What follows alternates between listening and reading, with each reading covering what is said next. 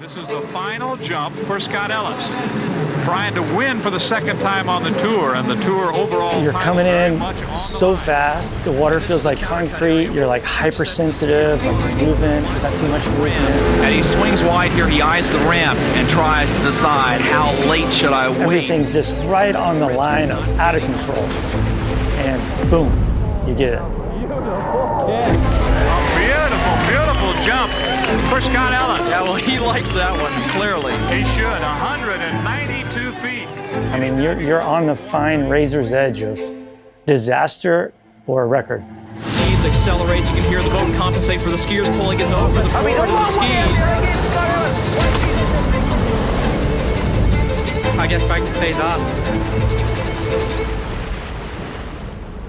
Yeah, when jumping kind of took over my soul, probably 14, 15 years old. I wasn't winning, but I started to jump far. I started to jump 140, 150 feet. That really felt like I was flying. So then I started following, the greats before me. I started following those guys, watching them, and then the obsession kind of took over, and here we are.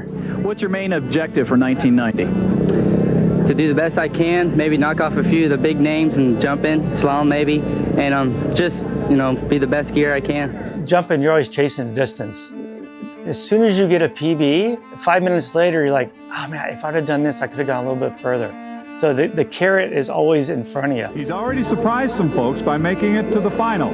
He gets set for jump number 3. The good thing with jumping is with all the different boats, materials, skis, and evolution, every couple years you got to re-evolve your style and technique to keep up with the equipment.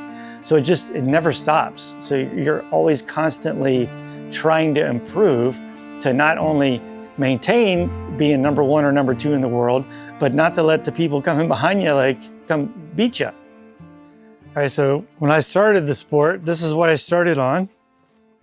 Looks like a little pencil, and this was the open men world record jumper, and then this is what the jump ski evolved to by the time I quit. So you can see not only is it longer, tip shape's designed different, it's a whole lot wider. I don't even train people on these skis like when they first time jump. The record, when I got into the sport, it was right at 200 feet, traditional 35 miles an hour with a 75-foot rope, and now it's 254 feet, same rope length, same boat speed.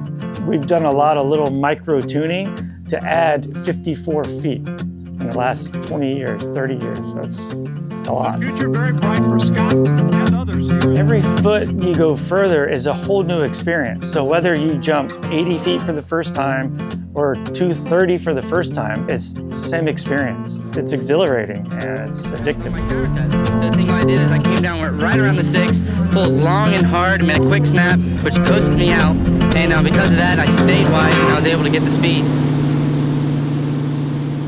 This one here, I keep up as a reminder. So in Indianapolis in '95, this was jump number 1. I made the finals, cut to the finals. Jump number 2, sling broke, hip dislocated, knee, and that's when I got the nerve damage. So that's my last jump ever without duct tape. I use an AFO, there's a leg brace that goes in my jump binder, and a lot of duct tape to kind of substitute the rigidity I need in my ankle, since I don't have any muscle or tendons, so I gotta tape it all up. In my mind, the reward is always better. If I don't scare myself at least once a week, then I'm not training properly. If you want to be the best, you gotta fight for it. So it's scary, but it's a lot of fun.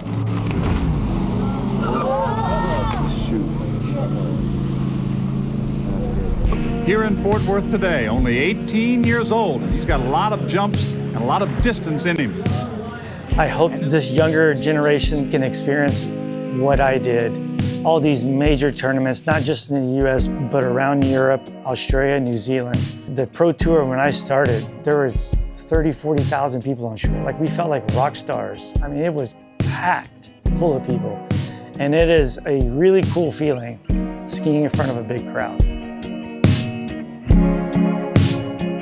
I'm still jumping. I jumped last night. I'm not going as big and as far as I used to, but it's still that put your gear on, you tighten everything up, and just today could be the day that I have a massive jump. The companies that I've been with the longest, Connelly Skis, I mean, they've always been great. I'm trying to give back as much as I can.